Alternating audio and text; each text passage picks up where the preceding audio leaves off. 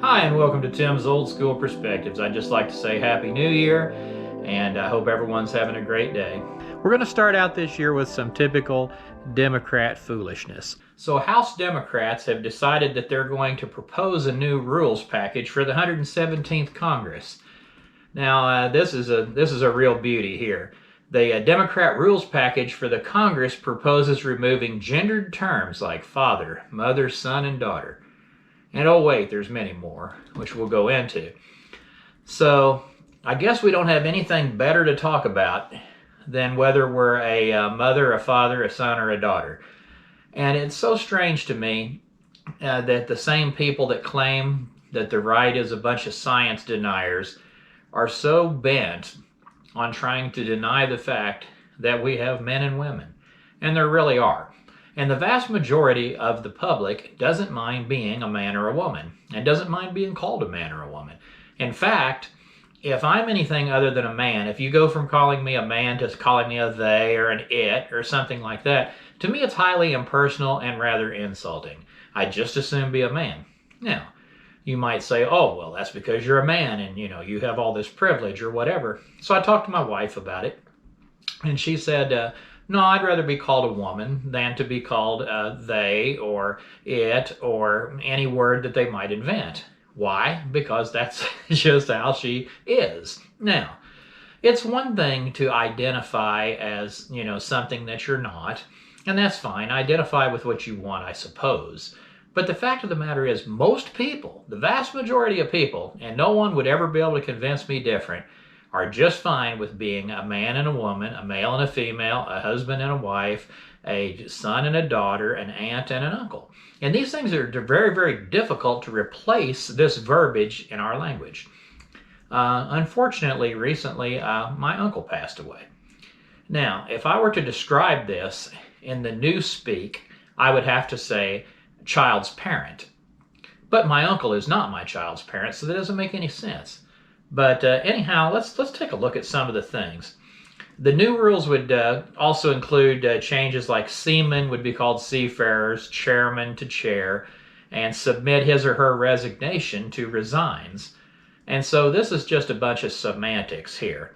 And I guess any word that ends in men or man is now going to be censored or banned or canceled. What about the old Sony Walkman that we used to have, that you could play your cassette tapes and things in? I guess it had to be a Sony or a Sony Walk Person, or I don't even know how you would refer to it as.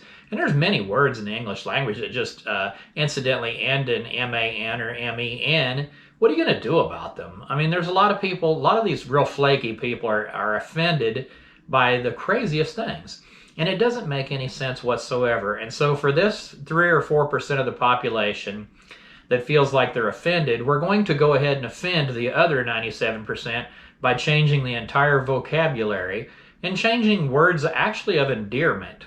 I mean, to me, my mother, that's a word of endearment. My mother means a lot to me. My mom, my mother, my father, my grandfather, and my grandmother. These are very, very important people in my life, and I identify them as such by those terms. And if I start calling them they or it or these different things, it depersonalizes things to the degree that it's cruel. And so I'm really tired of these kind of things. But this is what we're going to get, I guess, out of our new Democrat-led bunch. And if Ossoff and Warnock goes on to win in Georgia, God help us all. So this proposal was announced by Democratic Massachusetts Representative James Lady Pants McGovern, chairman of the Rules Committee, and Nancy Pelosi, resident moron. Thanks to the leadership of Chairman McGovern and our members, Democrats have crafted a package of unprecedented, bold reforms which will make the House more acceptable, transparent, and effective. Oh, they'll be so much more effective if you call them they and it and whatnot. This is the dumbest thing I've ever heard. We don't have bigger problems to work on in this country that we need to sit around and scratch our brains over this. We don't need to be talking about the COVID response or whether we should be getting a stimulus package out that includes 2,000 or 600. Okay, this is a reasonable conversation here. Now we got something to talk about. Or maybe people shouldn't get anything at all. Just make up something, but come up with something that you have a stance on that actually matters in people's life. But we're not going to talk about things that matter to people, are going to impact people's lives, or to make the economy stronger. We're going to talk about calling people they, and when someone is born, we're calling them theybies instead of babies, and some ridiculous foolishness like this that they're coming up with just to appease a very, very small but shrill minority.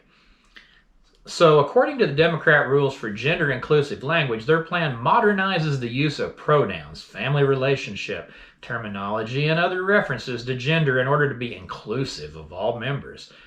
And to me, this isn't being inclusive. It's not inclusive at all. It doesn't include me. I don't want to be called something other than a man. I don't want to be called, it, they, or whatever term they may come up with. And most women that I know, in fact, I've never met one hardly that just isn't fine with being a woman. It's just okay.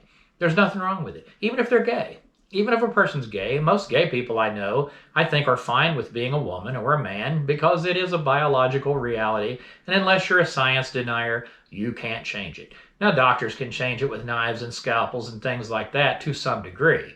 But do they really change the makeup in our body? Well, it's at the cellular level. Apparently, it doesn't.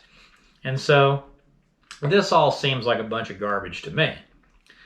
So, the Daily Caller notes that references to fathers, mothers, sons, daughters, brothers, sisters, husbands, wives, and in-laws would be changed to parent, child, sibling, spouse, or parent-in-law. But it gets kind of strange because extended family members would be referred to as child's parent.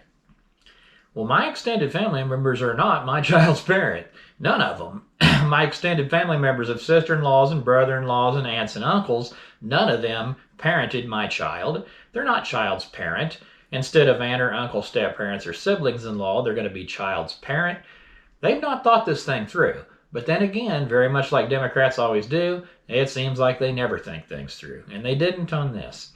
So I got a lot of this information from an article in the Gateway Pundit, and I found the article to be interesting, and should be interesting, I think, to everyone that doesn't want to be called they or it. This article was by Cassandra Fairbanks, so thank you, Cassandra. And I'm sure you probably identify as a woman, judging that your first word in the title is insanity. So kudos to you. And so once again, Happy New Year. I hope you guys are having a great day, and I will talk to you in a while.